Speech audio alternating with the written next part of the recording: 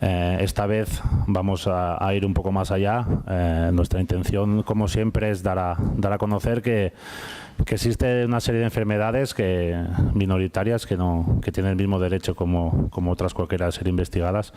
y para eso hacemos retos, hacemos pruebas para dar a conocer lo que es la enfermedad.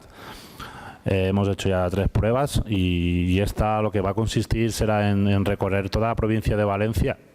pasando por los 266 pueblos que tiene, total de 1.800 kilómetros que realizaré a pie, corriendo,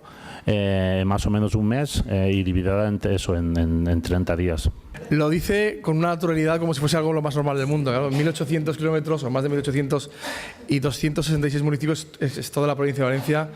Pues no está mal, la verdad es que no está mal. Desearos todo el éxito y pedir a toda la provincia de Valencia, porque vais a pasar por todos los municipios, por todas las ciudades, por todos los pueblos, que de alguna manera os acompañen, que os reciban, que os den cariño, que os apoyen, que participen de la manera más activa que se pueda, que es acompañándoos en algún tramo, en algún trozo, recibiéndoos en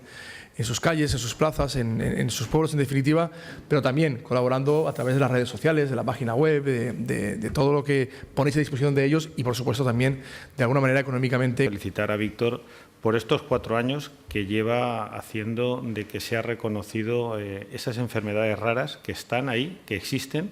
y que, como muy bien ha dicho Almudena, muchas veces siempre se padecen en la soledad, sin saber qué tiene un niño, qué solución tiene que darle de un médico a otro, y bueno, contribuir a que con su postura del deporte, por eso tenemos aquí nuestro diputado de deportes, y que podamos hacer realidad que no exista ninguna enfermedad rara porque le buscamos o le podemos buscar solución. Desde FEDER Comunidad Valenciana, cuando recibimos la noticia, la buenísima noticia, de repente llegó alguien allí al despacho diciéndonos, bueno, pues que nos iban a hacer un regalo. Claro, empezamos a preguntar, ¿y esto de qué va? Y se nos estaban abriendo los ojos porque no nos lo creíamos. No nos creíamos que un grupo de gente joven, de brigadistas, de deportistas, quisieran implicarse de tal manera con las enfermedades poco frecuentes.